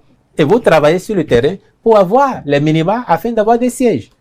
C'est tout. Donc, il y a tout autre débat, il est vain actuellement. Il est vain selon vous. Tout autre débat sur cette base-là, oui, il est vain parce que c'est les principes. Restons sur les principes avec Maître Agbojo pour dire ça. C'est 40%, vous gagnez, même si le suivant est à 0,01 de vous, vous gagnez. Il y a un pays en Afrique, le Cap-Vert, si mes souvenirs sont bons, il y a peut-être 2 décennies, où une élection présidentielle s'est jouée à 12 voix. Le vainqueur a devancé l'autre de 12 voix. Le pays a passé le cap. Ici, il faut je reviens encore à la charge, c'est que dans 23 circonscriptions électorales, le parti politique là est majoritaire, avec une majorité écrasante. Et parce que dans une seule, parce qu'on parle des législatives, les populations envoient au Parlement leur mandat. Ça compte véritablement dans l'expression de la démocratie à travers le Parlement, qui est le rôle de la politique. Et que parce que ces populations dans une seule circonscription électorale, elles n'ont pas pu avoir 20%, elles sont très proches du 20%, elles se retrouvent être exclues. Parce que la loi a dit, et c'est la loi, la nouvelle loi qui est faite. Il me l'enseignerait, Duralex, c'est l'ex. La loi a dit, et c'est la loi. Demain, elle peut changer. Après, demain, elle peut changer. Mais pour l'instant, la loi dont nous parlons et qui fonde nos développements dit que vous devez avoir 20% partout parce que elle voudrait que vous soyez des partis nationaux, que vous ne négligiez aucune circonscription, aucune commune du pays parce que vous aspirez à administrer tout le pays. C'est ce que dit la loi. C'est son esprit, c'est sa lettre. Donc, il nous appartient de travailler pour que nos partis s'ancrent, conquièrent des militants, fassent des regroupements pour grossir. Et cette possibilité, elle est offerte aussi bien aux partis de la majorité qu'aux partis de l'opposition. Renaud Agbodjo, pour vous, 2026, quels sont les enjeux politiques? En 2026, le Bénin est à la croisée des chemins. Et le Parti Les Démocrates est un parti de paix. C'est un parti qui a toujours prôné la paix. Et le Parti Les Démocrates, parce que le jeu électoral le lui impose, fera tout pour aller aux élections générales avec sérénité, mais surtout en espérant qu'il en soit de même venant du pouvoir en place. Sauf qu'aujourd'hui, vous allez remarquer que nous sommes, je crois, le 26 juillet, ou le 20, et nous sommes à la date d'aujourd'hui. Le 26 juillet 2025. Nous sommes le 26 juillet 2025. Aujourd'hui devait être le jour de démarrage du retrait des fiches de parrainage. Mais est-ce que vous savez que la Sénat a reporté cette date-là? Pour quel motif? Pour quelle raison? Nous ne savons pas. C'est pour la première fois depuis 2016 que le calendrier électoral commence déjà par être violé avant même les élections. La première fois? Oui, c'est pour la première fois. Par le passé. Depuis 2016. C'est pour la première fois. C'est pour la première fois que le calendrier électoral est en train d'être violé déjà. Alors que les partis de l'opposition n'ont aucun représentant à la Sénat. Donc, qu'est-ce qui justifie que la Sénat aujourd'hui reporte la date de démarrage du retrait des fiches de parrainage? Est-ce que c'est parce que les fonds n'ont pas été mis à sa disposition? Est-ce que c'est un problème de logistique? Qu'on nous le dise. Ou bien ce sont les signes avant-coureurs de ce qu'on ne veut pas organiser les élections. Non, qu'on nous le dise. Non, mais vous pouvez vous imaginer que l'on puisse entendre aujourd'hui que la date du retrait des fiches de parrainage a été reportée, mais ça va forcément susciter des interrogations, de la suspicion et de la psychose. Donc, moi je dis aujourd'hui, le parti, les démocrates, est en ordre de bataille pour respecter la loi qui lui a été imposée. Mais en face, nous voudrons que le gouvernement prenne ses responsabilités et prenne son courage à deux mains pour laisser le jeu démocratique se faire avec la sérénité qu'il faut. Wilfried Nanougodji, pensez-vous, comme certains, que 2026 sera un challenge entre Patrice Talon et Boni Yayi, mais par procuration? Achero, cher ami, question. Oh, je reviens. Parce que je reviens. Oui, allez-y. Monsieur Achero, je vous avais tiqué tout à l'heure quand Maître Agbodjo disait que ça va être la première fois que le calendrier électoral subirait des mouvements. Je vous avais souri parce que c'était votre façon de dire qu'il a eu d'autres vies. Lui, nous avons eu d'autres vies. Nous avons eu d'autres vies et nous savons que ça n'est pas du tout la première fois et que le point d'orgue a été même qu'en 2006, un candidat avait écrit carrément pour demander que on reporte. Hein. Donc, c'est pas la première fois. Maintenant, depuis 2016, le gouvernement finance intégralement nos élections. Nous n'allons plus chercher de l'argent dehors ou des partenaires pour financer nos élections. Et c'est une avancée remarquable. Si on a fait ça depuis 2016, 2026 ne va pas échapper à cette règle-là. Donc, rassurez-vous, c'est pas du tout une question de moyens, cher Maître Agbodjo. le gouvernement assurera sa mission comme il a toujours fait. La Sénat a son agenda. Lui et moi, on ne travaille pas à la Sénat. Donc, on ne peut pas dire exactement pourquoi la Sénat décale. J'ai lu dans vos organes que c'est décalé. Mais pas plus que Maître Agbodjo, je n'ai raison. Mais ils sont un parti. Et c'est eux qui doivent retirer les fiches. Donc, ils peuvent demander à la Sénat pourquoi, au lieu d'en faire un objet de polémique. Ils peuvent demander à la Sénat pourquoi vous décalez. Quel problème vous avez? Et je suis sûr que le président Saka Lafia va leur répondre. Voyez-vous? Donc, il faut être apaisé là-dessus. Apaisé, totalement apaisé. Et 2026, oui, c'est ma question. Ça va être pour nous une apothéose parce que les élections doivent rester une fête. Une apothéose dans le sens que pour la première fois au Bénin, depuis 90, nous avons eu un président, Mathieu Kérékou, qui a fait 2 mandats et qui, vers la fin, on a soumis le peuple à toutes sortes de tribulations. Les gens qui voulaient rester, on voulait modifier la Constitution. En 2016, on a vécu pratiquement la même chose avec les intentions de tripatouiller la Constitution pour prolonger le bail à la tête de l'État. Pour la première fois, nous allons vivre une élection où le président sortant n'est dans aucune démarche pour rester. Et c'est clair. D'ailleurs, aujourd'hui, plus personne ne lui fait le procès. À l'époque, les gens qui n'avaient pas de sujet disaient non, il veut rester, il veut rester. Plus personne ne fait le procès. Donc, les jeux sont ouverts pour tous ceux qui veulent aller à la succession. Il veut rester, mais seulement qu'il est le seul à détenir. Il veut partir, il s'en va, lui, il ne veut pas rester. Et son dauphin? Et ne faites pas de lapsus là-dessus. Son dauphin, c'est un Béninois, assurément, quel que soit le parti dont il proviendra demain. Qu'il soit d'un des partis de la majorité, qu'il soit de l'opposition. Un dauphin désigné par les partis politiques ou désigné par Patrice Talon. Le successeur, ce sera un Béninois. Oui, un Béninois, qu'il vienne justement des partis de la majorité présidentielle ou qu'il vienne de l'opposition, ce sera un Béninois. Et 2026, pour nous, ça doit être, pour nous tous, le moment de dire à ce successeur, nous avons connu 10 ans de M. Patrice Talon, qui a fait de très belles choses, mais il y a aussi des choses perfectibles. Et là-dessus, nous vous attendons sur tel projet pour qu'au bout de votre quinquennat ou de vos 2 quinquennats, le Bénin progresse davantage parce que M. Talon l'aura mis sur orbite. Et ça, je crois que personne ne doute de ça aujourd'hui. Les promesses ont été tenues par Patrice Talon en grande partie. Globalement, si on regarde le bilan, à l'heure où nous sommes, on peut le dire. Et si vous voulez, parce que vous n'aimez pas trop, et Maître Agbodjo n'aime pas trop non plus, je peux vous donner quelques illustrations encore rapides. Rapides. On a bien parlé de l'eau, on a parlé de l'électricité. On peut parler des questions d'emploi parce que d'habitude, souvent, on nous challenge là-dessus. Ah, j'aime bien. Ah, ça, on nous challenge là-dessus.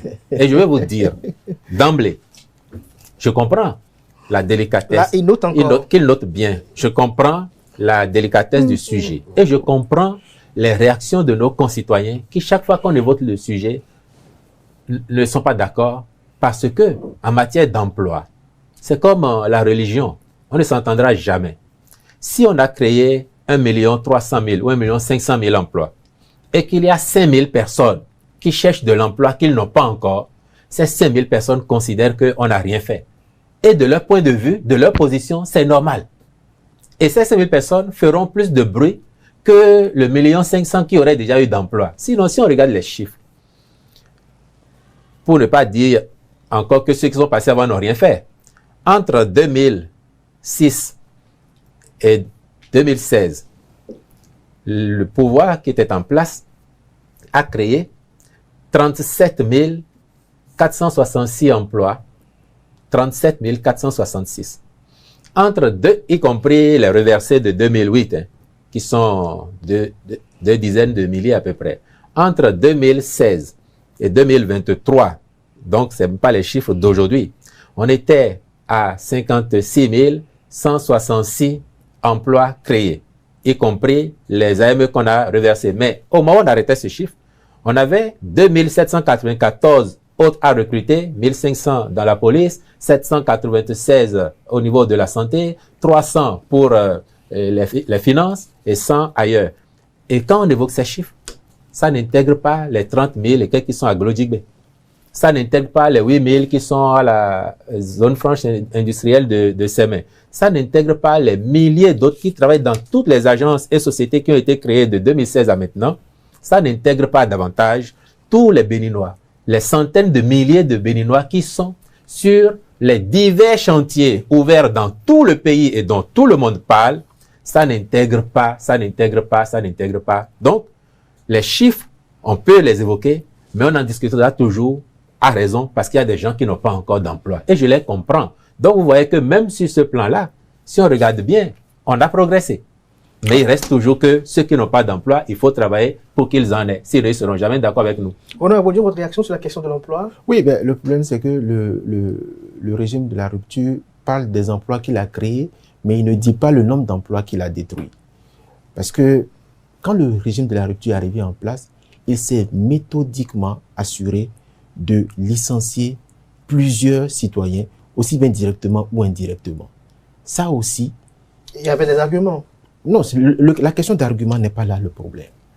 Ce sont les faits. Je reste factuel. Donc, lorsque vous détruisez 30 000 emplois et que vous recrutez 32 000 ou 35 000, vous n'avez recruté que 5 000 en réalité.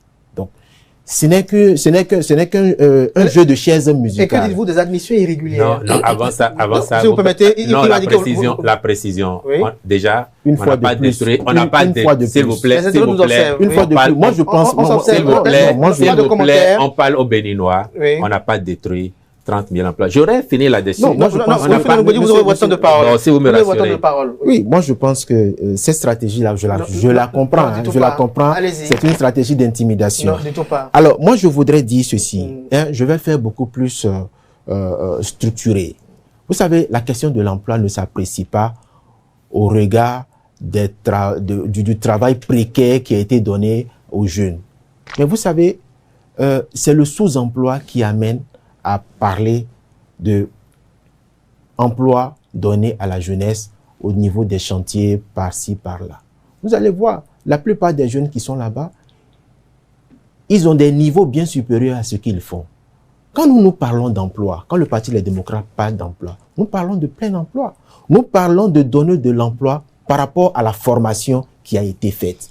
Aujourd'hui, la question de l'emploi doit être appréciée avec beaucoup plus de structuration. Est-ce qu'aujourd'hui, au Bénin, les jeunes qui sortent de l'université ont des formations qui sont adaptées aux besoins du marché de l'emploi? C'est non. Donc, il faut sortir des paradigmes. Il faut sortir des paradigmes. Nous disons aujourd'hui que la question de l'emploi doit être appréciée en fonction des besoins actuels du marché. Vous voyez, en Côte d'Ivoire, au Sénégal et même au Gabon, vous avez une université polytechnique qui forme les meilleurs étudiants scientifiques afin de rompre la fuite des cerveaux à l'étranger. En 10 ans, le régime de la rupture n'a pas créé une seule université. En 10 ans. Alors qu'avant cela, des universités ont été créées au sud, au nord. Le régime du président Soglo l'a fait, le régime du président Mathieu Kérékou l'a fait, le régime du président Boni l'a fait. Mais en réalité, aujourd'hui, aucune université n'a été créée. C'est pourquoi aujourd'hui, il faut aller vers le développement des emplois qui sont tournés vers l'innovation technologique parce que c'est ce dont le marché de l'emploi a le plus besoin. Pourquoi aujourd'hui, on n'a pas aidé les jeunes à se prendre eux-mêmes en charge à travers la mise à la disposition, à la création d'un fonds de garantie de l'emploi? Le fonds de garantie de l'emploi permet aux jeunes qui ont des projets structurants à travers les banques pour pouvoir créer, pour pouvoir s'auto-gérer et pour pouvoir faciliter leur propre prise en charge. Aujourd'hui, on vous dit que, comment on appelle ça, le secteur privé et pouvoir à l'emploi. Non, c'est l'État aujourd'hui qui se substitue au secteur privé. Aujourd'hui, le secteur privé... Comment? Aujourd'hui, le secteur privé est quasiment inexistant. Il n'est pas dynamique parce que vous avez les mêmes sociétés privées qui ont la plupart des marchés publics. On parle de contractualisation. Quand on parle de contractualisation, la contractualisation, ce n'est que le gré à gré. C'est un jeu de mots. Mais la dernière fois qu'on a fait un marché public avec comment on appelle ça, un appel d'offres, mais se remonte à quand? Ce sont les mêmes sociétés qui ont la plupart des marchés. Donc, quand les mêmes sociétés ont les mêmes employés, mais comment les petites sociétés qui se créent ne vont pas disparaître après quelques années? Donc, nous disons là-dessus que non seulement la question de l'emploi ne doit pas être appréciée au regard uniquement de ce qui a été fait pour des sous-emplois doit être apprécié de manière globale. Et je finirai pour parler d'une loi qui a été votée sous le régime de la rupture. Je parle de la loi relative à l'embauche, aujourd'hui qui précarise l'emploi des jeunes. Lorsqu'un employeur peut licencier du jour au lendemain un jeune sans même lettre de licenciement, vous pensez que c'est fait la promotion de l'emploi, ça? Merci à vous, Renaud Agbodjo. Vous voulez réagir tout à l'heure et vous allez nous dire dans votre argumentaire, qu'en est-il des lycées techniques promis par Patrice Talon en 2021? Je note d'abord, et je suis heureux, que les chiffres n'ont pas été contestés. Et parce qu'on n'a pas contesté les chiffres, on vous a fait une fausse balance en disant que on a supprimé 30 000 emplois, on a créé 32 000. Non. D'abord, 37 000, j'ai dit, c'est sous la décennie avant 2016. Nous, à date, directement, et emplois créés dans la fonction publique, que ce soit fonctionnaire ou ACDPE, c'est déjà dans l'ordre des 60 000 au regard des chiffres que je vous ai donnés. Et si vous faites le point des emplois qui ont pu être supprimés, généralement, quelle était la cause? C'est pas de gaieté de cœur qu'on prend cette décision-là. Les entreprises n'étaient pas viables, généralement. Ou alors on a fait une réforme, et quand on a fait une réforme, on a toujours eu en souci de s'occuper du volet social. Les gens ont eu leurs droits. Si aujourd'hui il y a encore des gens qui n'ont pas eu les droits, ça veut dire que c'est les dernières liquidations et les procédures sont en cours. Sinon, chaque fois qu'on a été amené à prendre cette décision, on l'a fait. Si vous faites le point, je dis, même si c'est 100 emplois qu'on a perdu, c'est beaucoup. À plus forte raison, si c'est 1000, 2000, mais on n'est pas allé à 30 000. C'est pas du tout vrai. Maintenant, c'est quand même nous qui avons créé l'Université nationale des sciences, technologies, ingénierie et mathématiques. C'est nous qui avons encore fait l'Université nationale d'agriculture. Ça, c'est de création rupture. On a créé, a-t-on dit, des universités partout avant. La deuxième université nationale, après Aboubé Calavi, c'est Parakou. Le professeur Dorothée Sosa était ministre de l'enseignement supérieur. C'est sous le président Kérékou. Sous le président, il y a eu des centres universitaires, c'est vrai, pour rapprocher les universités des lieux. Mais est-ce que les conditions étaient vraiment remplies pour que ce soit efficace? Est-ce qu'il y avait assez d'enseignants pour prendre en charge la formation des enfants? Est-ce que les infrastructures étaient disponibles partout? On a fait des choix de rationalisation et d'efficacité aussi, ce qui explique la situation. Et puis, parlons de sous-emploi. Oui, et au fond, dans notre pays, le vrai débat est là. Tout à l'heure, quand je parlais de création, j'aurais pu aller jusque-là. Parce que je me souviens que vous avez évoqué tout à l'heure Madame Madougou. Elle était ministre à l'époque. Et il y avait déjà une étude qui a conclu qu'au Bénin, le taux de sous-emploi est nettement supérieur au taux de chômage. Le chômage oscille entre 2 et 3%, alors que le sous-emploi est au-delà des 70%. Et c'est le cas encore aujourd'hui. Mais le sous-emploi est dû, effectivement, au fait que les formations ne sont pas toujours pratiques pour permettre aux demandeurs d'emploi d'aller en confiance sur le marché de l'emploi et avoir leurs emplois. Nous avons fait le diagnostic. Nous avons proposé déjà la thérapie. Nous sommes en retard, c'est vrai, sur la construction des lycées techniques et des écoles scientifiques, des écoles de métiers, mais c'est une question de procédure maintenant parce qu'on a mobilisé l'argent. Et le chef de l'État l'a dit formellement à l'Assemblée nationale. 400 milliards ont été déjà mobilisés, donc l'argent est là.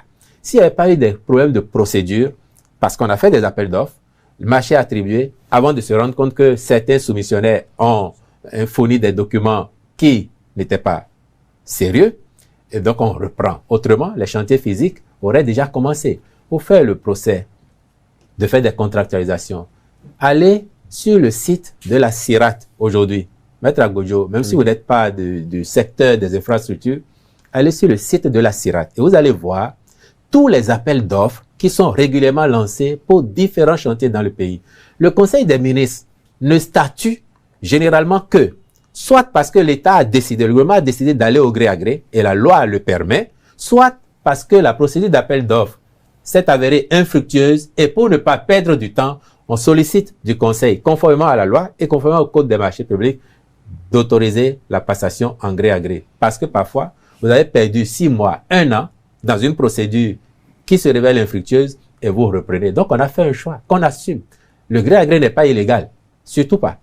La loi le permet, on l'a fait. Et tout ça, c'est parce qu'on recherche de l'efficacité. Et on n'aurait pas fait ça que tout ce qu'on voit aujourd'hui, qu'on salue. Il y a un bon nombre de projets qui ont été conduits effectivement en gré à gré, mais parce qu'on sait que dans nos pays où tout est à construire, le temps compte. Et il faut que l'État soit efficace en prenant les décisions, mais qu'il assume. Et nous assumons que oui, parfois on a recouru au gré à gré, mais lorsque c'était possible de faire des procédures totalement ouvertes et longues, on les a faites aussi. Vous avez faites aussi.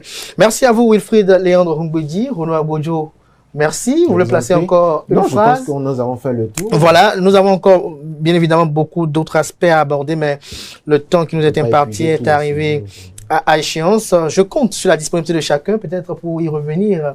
Un de ces quatre, il faut dire vous prenez l'engagement. Avec le même plaisir. Merci à vous. Merci également à Renaud Agbojo de prendre également l'engagement devant les amis internautes. Non, moi, plutôt, l'engagement que le porte-parole du gouvernement a pris, c'est de m'inviter sur le média public la prochaine fois. Vous avez déjà été là-bas. Et puis, vous voyez, tout à l'heure, j'ai voulu être amical. Quand il a fait, j'ai pas voulu répondre. Parce que Maître Agbojo sait que on s'est déjà croisé sur le média de service public, contrairement à ce que les gens disent. Et si demain, les gens ont besoin de son profil là-bas, ils vont l'inviter. Tout à fait.